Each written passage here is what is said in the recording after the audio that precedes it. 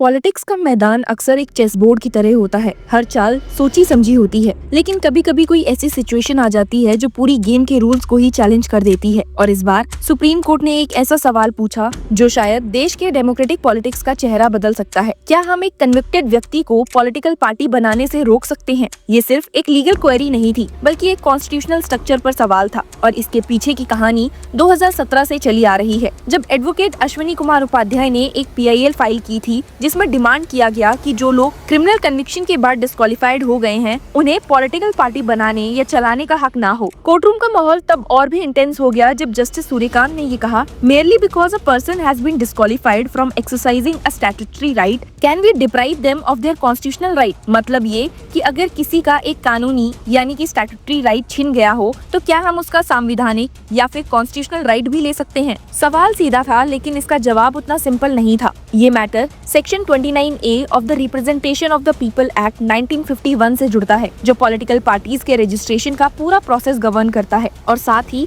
Election commission की power से भी कि क्या वो किसी पार्टी को डी रिकॉग्नाइज कर सकती है अगर उसके टॉप लीडर्स कन्विक्टेड क्रिमिनल्स हों। उपाध्याय ने अपने आर्गुमेंट में पॉइंटेड एग्जांपल्स दिए, लालू प्रसाद यादव, OP चौटाला, VK शशिकला, जो कन्विक्शन के बावजूद पॉलिटिकल इन्फ्लुएंस बनाए हुए हैं। उन्होंने कहा, A person disqualified from casting vote cannot distribute party tickets to the candidates. This issue needs to be examined as it is a grey area. Several commissions, including the Law Commission, has emphasized on the need for not to allow the convicted to head a political party. Court ने ये matter worth consideration बोला है और 19 नवंबर के लिए detail hearing के लिए fix किया है। बेंच का कहना था कि वो देखना चाहते हैं कि क्या एक कॉन्स्टिट्यूशनल कोर्ट आर्टिकल 19 के फंडामेंटल राइट्स के बावजूद एक कन्विक्टेड पॉलिटिशियंस को एसोसिएशन बनाने का हक डिनाई कर सकता है, सिर्फ इसीलिए क्योंकि वो वोट नहीं डाल सकता। लेकिन ये कहानी सिर्फ एक PIL तक लिमिटेड नहीं है। इस मैटर में सेंटर का स्टांस अलग था। पहले भी फरवरी 2025 में गवर्नमेंट ने एक एफिडेविट फाइल किया था, जिसमें कहा गया कि लाइफ टाइम बैन हार्श होगा और 6 साल का डिस्क्वालिफिकेशन पीरियड ही काफी डिटरेंट है।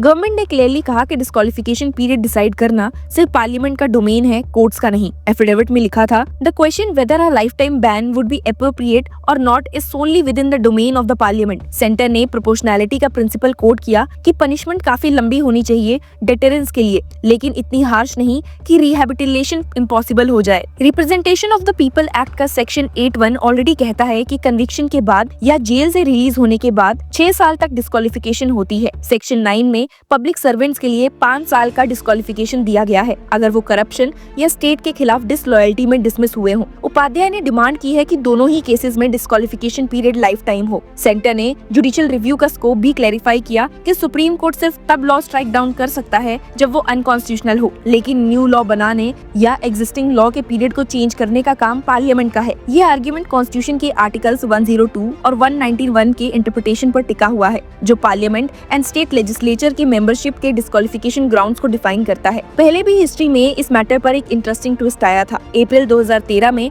सुप्रीम कोर्ट ने रूल किया था कि MPs MLAs जो मिनिमम 2 साल की सजा पा चुके हैं तुरंत डिस्क्वालिफाइड होंगे। अपील का 3 महीने का टाइम नहीं मिलेगा। तब UPA गवर्नमेंट ने एक ऑर्डिनेंस लाने की कोशिश की थी इस रूल को नलिफाई करने के लिए, लेकिन राहुल गांधी ने इस मूव को कंप्लीट नॉनसेंस कहकर अपोज किया और ऑर्डिनेंस स्क्रैप हो गया। फरवरी 2025 की हियरिंग में जस्टिस दीपांकर दत्ता ने एक पॉइंटेड रिमार्क किया था, once convicted how can people come back to parliament and legislature, there is an apparent conflict of interest. ये रिमार्क इस बात पर था कि जो लोग लॉ ब्रेक करते हैं उनका वापस लॉ बनाने वाली बॉडी में आना एथिकली क्वेश्चनेबल है। जस्टिस मनमोहन ने भी कहा था कि कन्विक्टेड पर्संस प्रॉक्सी के थ्रू पावर होल्ड कर सकते हैं और इशू का हाफ बेक्ड सॉल्यूशन नहीं चलेगा। पूरी तरह से डीक्रिमिनलाइजेशन ऑफ पॉलिटिक्स का एग्जामिनेशन होना चाहिए। दर्शकों, ऐसे ही एक दूसरे डायमेंशन में सुप्रीम कोर्ट ने इलेक्शन कमीशन से भी डाटा मांगा था कि किन केसेस में सेक्शन 11 ऑफ द RPA का यूज करके डिस्क्वालिफिकेशन पीरियड रिमूव या रिड्यूस किया गया। एमिकस क्यूरे विजय हंसारिया ने कहा था, it is a matter of shame that all after this 42% of sitting Lok Sabha members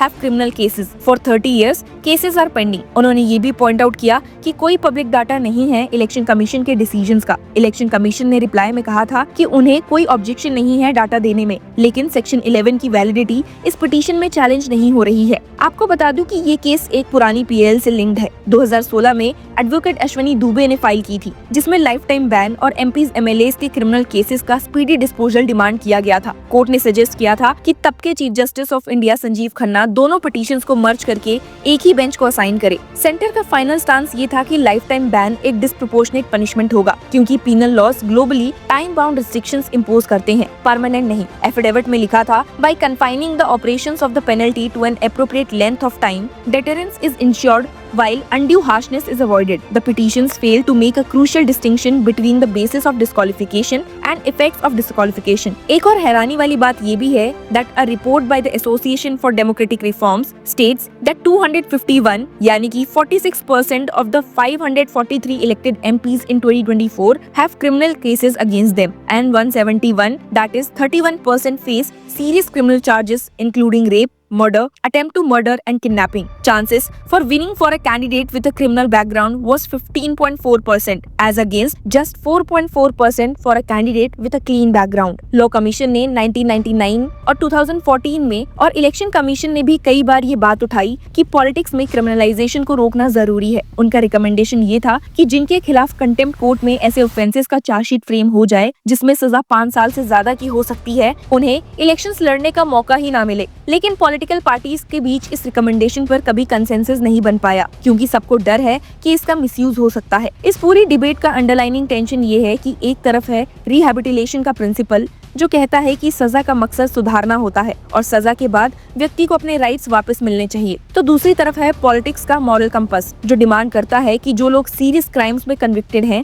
उन्हें पॉलिटिकल लीडरशिप के प्लेटफॉर्म से परमानेंटली दूर रखा जाए। ये केस अब सिर्फ एक लीगल इंटरप्रिटेशन का नहीं, बल्कि एक मॉरल और डेमोक्रेटिक डिलेमा का बन गया है। क्या हम एक कन्विक्टेड व्यक्ति को आर्टिकल 19 के प्रोटेक्शन के अंडर एसोसिएशन बनाने का हक डिनाई कर सकते हैं? क्या पॉलिटिकल रिप्रेजेंटेशन का स्टैंडर्ड इतना हाई होना चाहिए कि एक बार कन्विक्शन होने पर एंट्री परमानेंटली क्लोज हो जाए? या फिर डेमोक्रेसी का स्ट्रेंथ इसमें है कि वो इवन अपने क्रिमिनल्स को सुधरने का मौका दे? सुप्रीम कोर्ट का फाइनल डिसीजन शायद इस सवाल का जवाब देगा, लेकिन एक बात तो क्लियर है कि ये केस सिर्फ एक लीगल प्रेसिडेंट नहीं बनेगा, बल्कि ये तय करेगा कि भारत की पॉलिटिक्स का फ्यूचर कैसा होगा। एक क्लीन पॉलिटिक्स का मॉडल या एक ऐसे डेमोक्रेटिक अरीना जहाँ रिहैबिलिटेशन और पार्टिसिपेशन का राइट सबके लिए ओपन रहे, चाहे उनका पास कितना भी कंट्रोवर्शियल क्यों ना हो। आपका इस इशू को लेकर क्या कहना है, हमें कमेंट्स में जरूर बताइए। Until then, keep following Law Chakra to get all the updates.